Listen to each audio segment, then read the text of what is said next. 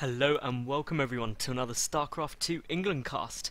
Today I've got a sweet game from Cat, who is the red Zerg player, and he's playing against a blue Protoss player called Trollololol.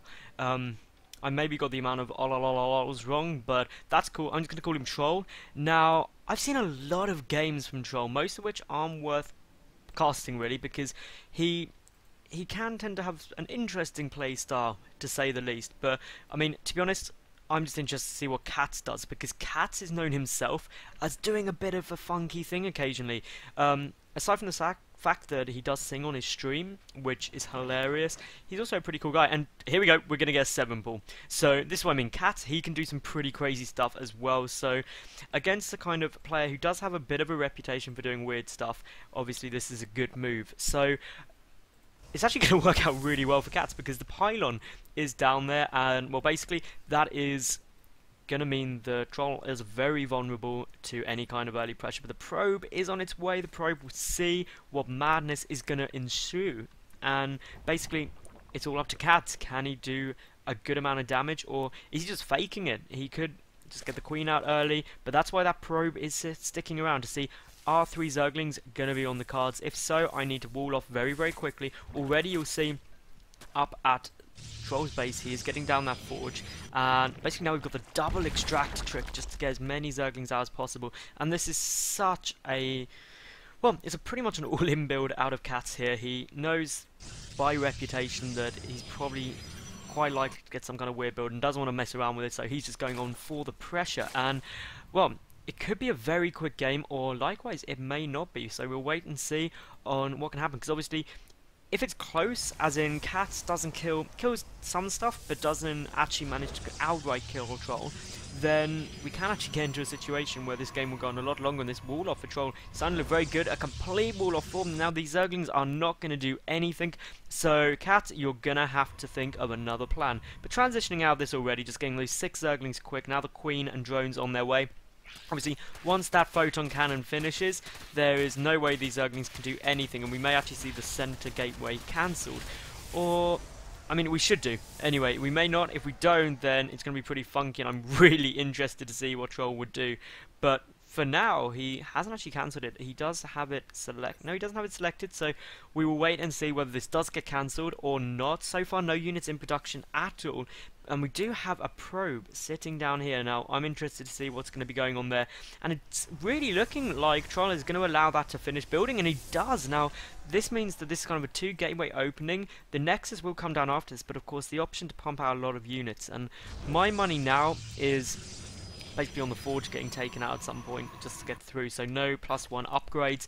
And suddenly we're going into a game which started off looking like it was going to be a massive cheese play, and Katz now has to transition out of it, and somehow he's, well, equal work is he's now going to start pulling ahead, because of course the Queen's out, and he still has all 6 of these Zerglings, which are going to allow him to completely dominate with the map control. Now, while we're waiting to see what does go down here, it's important to note that this is my first cast I have done with my lovely dual monitor setup, and I'm just going to shamelessly plug BenQ. I've got their RTS 24-inch monitor, and I'm going to do a video review of it because it is that damn good. So do keep a lookout for that. But well, so far we've got Katz, he's going up for his expansion. We've got the Nexus on its way down for Troll. He's getting up 2 gases, which is pretty normal time to do so. I'm surprised he's only got the 1 Zealot out at the moment. No, he's got 3. Where are the other 2? Ah, they're by the watchtower. I was sitting there thinking, he really hasn't produced very much. But no, he's just getting all these Zealots out. And if he keeps producing, that can actually be really quite difficult to deal with. But Katz, he's getting out quite a few Zerglings, up to 14 already, now getting 2 more out as well. And he's now bringing pretty much all of his drones. Cat, what are you doing, Cat? This is pretty funky. I don't know what you're doing, but this is turning out to be one hell of a crazy game. So now, I personally love crazy games. What do you like? Do you prefer me just casting macro games, or do you like these kind of funky, weird craziness? But let me know in the comments section. That'd be sweet as. But no, the Queen is on its way, and we've got the drones. Okay, we've got the drones, and Cat is building a hatchery, because Katz, he likes building hatcheries in strange places. He likes offensively using buildings, and that is his plan indeed. And of course, now this hatchery's down, that'll spread the creep. momentarily and allow him to drop down that creep tumor, which needs to go down. If that gets kicked off, that is really bad luck for Katz there.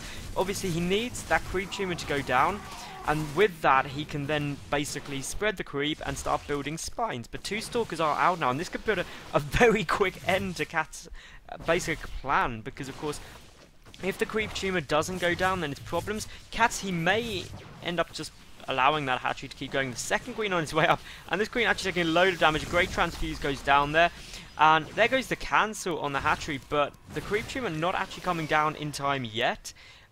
Needs to hurry up, so Katz failing a bit there, but that's fine. The hatchery on its way down, and of course, as the Stalker numbers get higher, this basic entire playstyle is going to get worse and worse and worse, because obviously as the Stalker numbers get higher, it gets harder and harder to cope. The Zergling numbers are getting knocked down as well, and of course, we do just have this hatchery building away very, very happily, and it could actually get to the point where Katz just decides to pull out, because, I mean, he's lost so much stuff. I mean, if we look at the loss tab, it's really in Troll's favour, and Katz suddenly looking to be in problems. He needs to try and keep those queens up. There goes down the transfuse. A lot more Zerglings are coming in, and of course behind this, we do just have the Cybercore coming out, the Warp Gate tech. Troll is basically just doing a lot of micro, but is essentially just macroing up behind it.